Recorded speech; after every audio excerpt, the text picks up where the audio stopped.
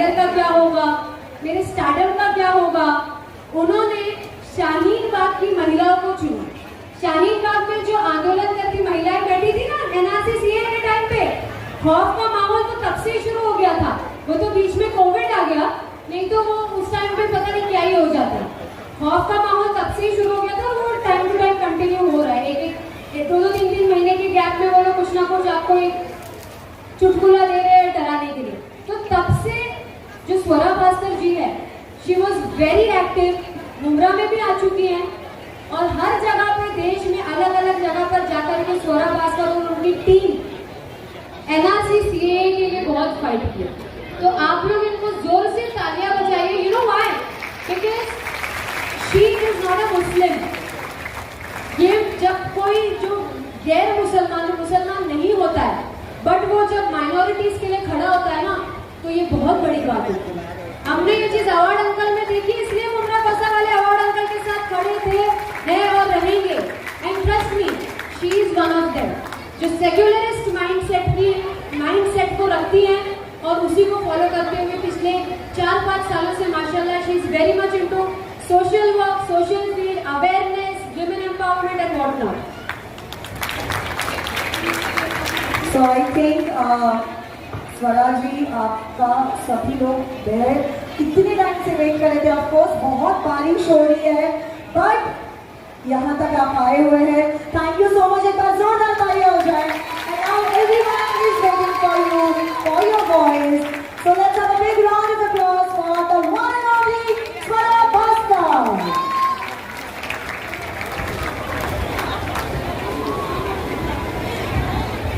बहुत बहुत शुक्रिया आप दोनों का। सबसे पहले मैं तहे दिल से आप सभी से माफ़ी मांगना चाहूँगी, मर्जिया जी, तमाम और बाकी आप सब से रियली वेरी वेरी सॉरी। वैसे तो बॉलीवुड के जो अभिनेता और अभिनेत्री होते हैं, हीरो हीरोइन होते हैं, हमारी रेपुटेशन टाइम को लेकर खराब रहती है, लेकिन आज सही में मैं मजबूर थी, मेरी फ्लाइट लेट थी, तो मैं बहुत देर से मुंबई में लैंड की और फिर थोड़ा तैयार होकर निकलने लगे तो बारिश हो गई। तो आप लोग इतने देर से इंतज़ार कर रहे थे, आपने इतनी पेशेंस दिखाई, उसके लिए बहुत बहुत शुक्रिया। एंड दोबारा मैं माफ़ी चाहती हूँ। देखिए, मैं यहाँ पे आके कोई बहुत लंबा भाषण नहीं देना चाहूँगी, क्योंकि मैं हमेशा समझती हूँ कि एक तरफ मैं देख रही हूँ कि स्टूडेंट्स हैं, एक तरफ मैं देख रही हूँ कि माएँ हैं और बहनें, खालाएँ, चाचियाँ, कुछ दादी भी होंगे, नानी भी होंगे। तो मुझे हमेशा लगता है कि समाज ऑलरेडी महिलाओं को बहुत ज्ञान देता है ना। घर, परिवार, समाज, औरतें दिख जाए तो ज्ञान शुरू ही हो जाता है। तो मैं नहीं चाहती कुछ लेक्चरबाजी में ऐड करना, क्योंकि मुझे लगता है कि महिलाओं के जीवन का जो अनुभव है, वो अनुभव सबसे बड़ी सीख है सबके लिए। अगर हम थोड़ा ध्यान अपने घर में अपनी माओं, अपनी चाचियों, दादियों, नानियों की तरफ दें, उनके अनुभव उनकी कहानियों को ध्यान से सुने, तो हमें बहुत कुछ सीखने को मिल जाएगा। और मर्जिया जी ने CNRC की बात करी, तो मैं सबसे पहले तो ये क्लियर करना चाहूँगी कि CNRC की जो सारी मूवमेंट थी, उसमें अगर कोई हीरोज थे या शीरोज थे, वो थी शाहीन बाग जैसे कई जो सिविल प्रोटेस्ट थी, उसकी महिलाएं, उसकी माएँ, उसकी दादियाँ, नानियाँ, बहनें। तो सबसे पहले तो अपने लिए ताली बजा दीजिए, क्योंकि आई एम श्योर आप सब में से कई लोग थे जो उसमें पार्टिसिपेट किए थे। और खासकर एक ऐसे वक्त से मर्जिया जी ने भी मर्जिया जी ने भी मेंशन किया कि हम एक ऐसे दौर से गुजर रहे हैं जहाँ बहुत नफरत फैलाई जा रही है हमारे समाज में। और मुझे याद है CNRC के वक्त पे कुछ ऐसे कमेंट्स आए थे कि उन लोगों को उनके कपड़ों से पहचाना जा सकता है। मैं कहूँगी हाँ, उन लोगों को उनके कपड़ों से पहचाना जा सकता है, और फक्र होना चाहिए इस बात का कि उन्हें उनके कपड़ों से पहचाना जा सकता है, क्योंकि आप लोग उन कपड़ों पे बहुत सालों से राजनीति कर रहे थे। आप लोग उन कपड़ों को कमजोरी दिखाना चाहते थे। आप लोग उन कपड़ों को जिल्लत दिखाना चाहते थे और उन लोगों ने वही कपड़े पहनकर अपनी हिम्मत दिखाई है आपको और आपके मुंह पे ताले लगा दिए। तो हाँ, पहचाना जाना चाहिए उन्हें उनके कपड़ों से और फक्र होना चाहिए उनको और हम सबको उनके ऊपर। दोस्तों, ये एक यूथ की मीटिंग है, यहाँ पे महिला और युवती गाइडेंस प्रोग्राम है। वैसे तो हर एक्टर अपने आप को आजीवन युवती दिखाती रहती है, लेकिन अब मेरी एक छोटी सी बच्ची है तो मुझे लगता है कि अब मैं युवती कम और महिला और मम्मियों के उसमें ज्यादा जा रही हूँ इस तरफ। अगली बार मैं आके बैठूंगी, पर मैं थोड़ा सा यहाँ जो मुझसे छोटे बच्चे हैं उनसे मैं बात करना चाहूंगी। आई एम श्योर आप सब बहुत मेहनत करते हो अपने स्कूल, कॉलेजेस, डिग्रीज जो भी आप पढ़ रहे हो। आई एम श्योर आपको बहुत सुनना पड़ता है नसीहत कई लोगों से, स्कूल में टीचरों से, कुछ लोग हाँ कर रहे हैं, अपने टीचर से, पेरेंट्स से, ट्यूटर से, प्रिंसिपल से। आई एम श्योर आप अपने भविष्य को लेकर बहुत एक्साइटेड होंगे। आई एम श्योर आप अपने भविष्य को लेकर बहुत सारे सपने देखते होंगे। मैं थोड़े टैंजेंट पे बात करूंगी और उसके बाद मैं चाहूंगी कि एक्चुअली हम ये खोल दें और एक इंटरेक्शन करें, क्योंकि मैं आपकी बातें भी सुनना चाहूंगी, मुझे आपसे भी सुनना है, मुझे आपके सिर्फ यहाँ लेक्चर नहीं देना। देखिए दोस्तों, एजुकेशन, पढ़ाई लिखाई सीख जाना, अपना नाम अपना साइन कर लेना बैंक के डॉक्यूमेंट्स में, अपने चैप्टर पढ़ लेना, रट्टा मार लेना उन चैप्टर्स को और एग्जाम में वो आकर जो भी है लिख देना, वो हाँ वो पढ़ाई होती है, वो एक सीख होती है। लेकिन मैं आपको पिछले कुछ वर्षों में एजुकेटेड लोग जो बहुत पढ़े लिखे हैं, जिनके पास डिग्रियां हैं, बहुत महंगी महंगी बड़ी बड़ी, उनकी कुछ हरकतें बताना चाहूंगी, ठीक है? पिछले साल था या 2 साल हो गए, पहले आपको पता है ना लॉ की पढ़ाई, लॉ के बारे में तो पता होगा। कुछ लॉ के स्टूडेंट्स हैं यहाँ पे, या कुछ ऐसे स्टूडेंट्स हैं जो लॉ पढ़ना चाहते हैं? हाथ उठाओ अपने। कोई लड़कियां हैं? अच्छा, ये देखो, इसको लॉ पढ़ना है। और एक पीछे हैं कोई जो लॉ ओके, कुछ हैं जन जो लॉ पढ़ना चाहते हैं। कुछ 2 साल शायद 1.5 साल पहले एक जज जो या सरकार जो बहुत आप मानेंगे कि सत्ता की पोजीशन में होती है, उन्होंने ऐसे लोग जो पढ़े लिखे हैं, समृद्ध हैं, उन्होंने बिल्किस बानो नाम की एक जो महिला थी, उसके गैंग रेपिस्ट को, जिन्हें हिंदुस्तान की कानून व्यवस्था ने कन्विक्ट किया था, जिन्हें ट्रायल के बाद माना गया था कि हाँ इन लोगों ने ये घिनौना जुर्म किया है, वो जेल में थे, उनको रिहा कर दिया ये बोल के कि ये अच्छा व्यवहार है इनका। ये पढ़े लिखे लोग हैं। इस पर हमारी न्यायपालिका के जो पढ़े लिखे लोग थे, पहले उन्होंने कुछ चूं भी ना करी। जब बहुत सारी इस पे बवाल होने लगा, जब बहुत सारा शोर मचने लगा, वो केस कोर्ट में गया, कोर्ट में भी वो उस केस को करते करते सुप्रीम कोर्ट तक आना पड़ा, क्योंकि निचले न्याय पालिका में जितने न्यायाधीश थे, उनकी पढ़ाई लिखाई ऐसे वक्त पे उनके काम ना आई। उन्होंने, मैं दोबारा ये कहना चाहूंगी, इतने घिनौने जुर्म में जो लोग जेल में हैं, उन्हें अच्छे व्यवहार के लिए छोड़ दिया। मैं जानना चाहती हूँ कि क्या व्यवहार ऐसा हो सकता है जो ऐसे घटिया गंदे चीज को मिटा दे। मैं ये पढ़े लिखे लोगों से पूछना चाहती हूँ। इसके बाद कलकत्ता में कुछ हफ्ते पहले एक मेडिकल कॉलेज में आपने देखा किस तरीके का बहुत भयानक और गंदा एक रेप और मर्डर का केस हुआ था एक डॉक्टर के साथ। दोबारा एक ऐसी जगह पे जहां पढ़ाई लिखाई होती, नीट कितना मुश्किल एग्जाम है, ये सब आप लोग जानते होंगे। आज उस केस में जो प्रिंसिपल था उस कॉलेज का, उसके ऊपर जांच हो रही है, क्योंकि ऐसा पाया गया है कि उसने बहुत सारे ऐसे कदम उठाए जो बहुत गलत थे, और अगर वो अपना काम ठीक से करते तो शायद वो बेचारी लड़की आज जिंदा होती, उसके साथ उतनी वो गंदी हरकत, वो घिनौना जुर्म नहीं हुआ होता। मैं दोबारा पूछना चाहूंगी, क्या फायदा है ऐसी पढ़ाई लिखाई का जिसमें जो ऐसी हो कि आपकी आत्मा एकदम सुन पड़ जाए। एक तीसरी घटना के बारे में मैं बात करना चाहती हूँ। ये घटना मध्य प्रदेश में हुई। मध्य प्रदेश के एक शहर में, जहाँ पे एक दिन में भरी दोपहरी में एक चौराहे पर एक महिला जो सफाई कर्मचारी हैं उनके साथ बलात्कार हुआ, सामूहिक बलात्कार हुआ। भरी दोपहरी में चौराहे पे जहाँ लोग थे, और उस चीज को रोकने की जगह लोग उस घटना का फोन निकाल के वीडियो बना रहे थे। मैं जानना चाहती हूँ कि ऐसे बीमार समाज में पढ़ाई लिखाई, आप क्या फायदा हो रहा है आपकी पढ़ाई लिखाई का?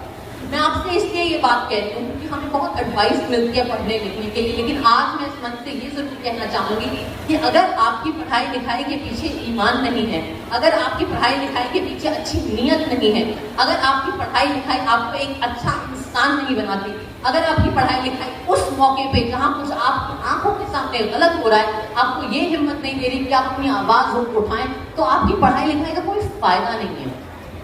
तो आप में और वो बंदर में, जो सर्कस में भी वही चीजें सीख जाता है, कुछ एक चीजें, या वो शेर जो सीख जाता है कि वो फायर, आग के गोले में कैसे कूदना है, उसमें कोई खास फर्क नहीं है।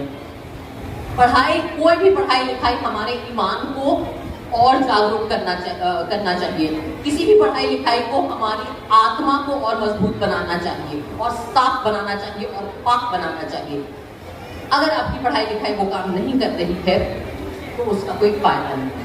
मैं आपसे ये बातें इसलिए कह रही हूँ क्योंकि अक्सर जब हम आपकी उम्र पे होते हैं तो लोग आपको सक्सेसफुल कैसे होना है इसके कई नुस्खे बताएंगे, पर मैं मानती हूँ कि ऐसा समाज जहाँ पे कमजोर लोगों के ऊपर जुल्म होता जा रहा है, उस समाज में सक्सेसफुल होके कोई मतलब नहीं है। क्योंकि जिस समाज की आत्मा मर गई है उस समाज में आप कितना ही आगे बढ़ पाओगे। वो आग जो बाहर लग रही है वो कभी ना कभी आपके घरों तक भी आएगी। और इन्होंने, मर्जिया ने धर्म की बात करी, हिंदू मुसलमान की बात करी।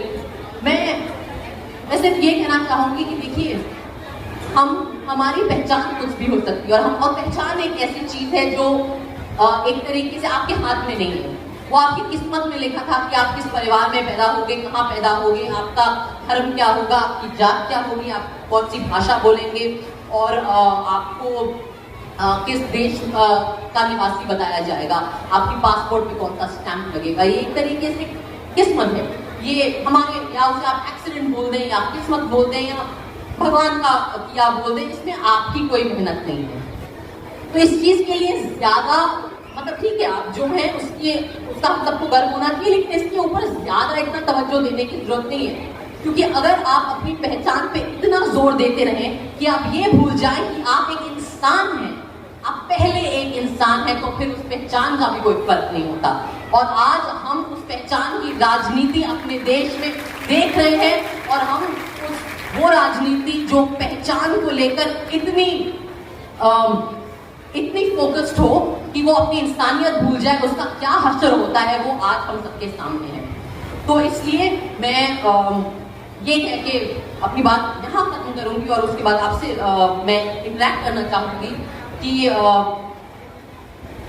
आप डॉक्टर बन जाओगे, आप इंजीनियर बन जाओगे, आप लॉयर बन जाओगे, आप होम मेकर बन जाओगे, आप बच्चे पैदा करोगे, शादी करोगे पहले, फिर बच्चे पैदा करोगे, आप बहुत फूलोगे, फलोगे, आबाद रहोगे, लेकिन अगर आपके अंदर आप इंसानियत जिंदा नहीं है तो ना किसी सक्सेस का कोई मतलब है, ना किसी पढ़ाई लिखाई का कोई मतलब है, और ना किसी और पहचान का कोई मतलब है। So thank you so much for waiting for me, for listening to me. And अगर मर्जिया जी की परमिशन हो और अगर ऑर्गेनाइजर्स की परमिशन हो तो we can maybe open it up for question and have an interaction. Is that okay? I think Supriya is going to connect on video call. Oh, nice. Yes, just Perfect. 5 minutes. We'll just figure out. And yes. So 5 minutes and yeah, just 2 minutes. Yeah, okay. Question answer sessions. Supriya ताई जब तक सुप्रिया ताई connect होती हैं वो address करेंगी आपको, but तब तक आई वांट कि आप एक क्वेश्चन आंसर सेशन जो है वो स्वरा जी से और रूता आंटी से आप उठ करके अपने क्वेश्चंस पूछ लो. ये अपना यस बाबा जी पाटिल के लोगों को क्वेश्चन पूछना था. यस यस यस पूछिए या उनको माइक दो ना उनको. Good evening. मुझे ये क्वेश्चन करना था मैम कि हम भी एक हिंदू कम्युनिटी से बिलोंग करते हैं और काफ़ी साल से मेरा बर्थ भी यहीं का है, बट हमें मुंब्रा में इतना सेफ है कि आज तक कभी हमारे साथ हुआ नहीं कुछ. बट जो हमारे महाराष्ट्र में और हमारे जो इंडिया में चल रहा है, जैसे लोगों के खिलाफ हिंदू मुस्लिम कम्युनिटी के रिलेटेड कुछ भी भड़काऊ भाषण या एनीथिंग, उसके रिगार्डिंग आपका क्या बोलना है? आपका नाम क्या है? Pragya Pathak. Thank you Pragya. I hope यहाँ से आपकी आवाज़ बहुत मुंब्रा के बाहर पूरे मुंबई में, महाराष्ट्र में और देश में लोगों तक पहुँचे. बिकॉज आप बिल्कुल सही कह रहे हो कि देखिए हिंदुस्तान में हमेशा से अलग अलग समुदाय के लोग रहे हैं, हमेशा से अलग अलग पहचान के लोग रहे हैं. ये कोई नई बात नहीं है और हमेशा से इस देश के लोगों को आपस में रहना आता है, एक दोस्ती के व्यवहार से, एक सौहार्द के व्यवहार से, एक भाईचारे के व्यवहार से. आज की डेट में या पिछले मैं कहूँगी पिछले 80-90 दशक से एक खास किस्म की राजनीति हमारे देश में पैदा हुई है जो हमारी पहचान को एक वेपन बना के, हमारी पहचान को एक तरीके से हमारे ही खिलाफ इस्तेमाल करके अपने फायदे के लिए राजनीति कर रही है. और पिछले 10 सालों में मुझे तो ये लगता है कि वो जो नफरत ये राजनीति और ये विचारधारा फैला रही है, वो नफरत एक नशा हो गई है. और उसमें सही में कई ऐसे लोग हैं जिनका दिमाग खराब कर दिया है. एक बीमारी है, वो एक मानसिक बीमारी है. और लेकिन मैं हमेशा सोचती हूँ कि इस देश में बुराई से ज़्यादा अच्छाई है. हिंदुस्तानी लोग जो हैं वो दिल के एक्चुअली साफ हैं, अच्छे हैं. हमारे अंदर प्रॉब्लम ये है ना कि हमारे अंदर बहुत ज़्यादा इमोशंस हैं, हम बहुत ज़्यादा इमोशनल लोग हैं, तो हमें बहुत आसानी से गुमराह किया जा सकता है, हमारी इमोशन के साथ लोग खेल सकते हैं. तो मेरा ये मानना है कि अब हम इस चीज़ को लेकर जागरूक हो रहे हैं, इस नफरत के खिलाफ जागरूक हो रहे हैं. और एक चीज़ मैं ज़रूर कहूँगी कि ये बहुत ज़रूरी है कि आप जैसा अनुभव बता रहे हैं कि आप एक हिंदू कम्युनिटी से बिलोंग करते हैं लेकिन एक मुस्लिम मेजॉरिटी एरिया में रहते हैं, लेकिन आप बिल्कुल सेफ हैं. ये कहानियाँ, ये ज़रूरी है कि आपके जैसे लोग या हमारे जैसे लोग उठ के ये बात और बोलें कि हम एक दूसरे के लिए खड़े हों, हम एक दूसरे के लिए हिम्मत बने, एक आवाज़ बने. इसलिए मैं बार बार कहती हूँ कि आपके सामने अगर कोई गलत चीज़ हो रही है या आप कोई गलत चीज़ सोशल मीडिया या इस पर देखते हैं, आप स्क्रॉल मत करिए, आप लिखिए, आप अपना नाम डाल के बोलिए कि नहीं, आप जो कह रहे हो ये सही नहीं है, ये मेरे साथ ऐसा नहीं हुआ. क्योंकि आपके इन शब्दों में, आपके अपने अनुभव में इतनी शक्ति है, क्योंकि वो सच है और सच में हमेशा हमेशा शक्ति होती है. इसलिए मैं चाहती हूँ कि आपने आज जो हिम्मत करी है, ये हिम्मत और कई लोग करें, क्योंकि सच तो यही है कि हिंदुस्तानियों को आपस में दोस्ती और प्यार के साथ रहना आता है. हम हमेशा रहे हैं ऐसे और भगवान करे हम आगे भी ऐसे ही रहेंगे. ये जो एक बुरा वक्त हमारे देश में गुजरा है, मैं मानती हूँ कि ये वक्त खत्म होगा. हर रात के बाद सुबह जरूर होती है. Thank you.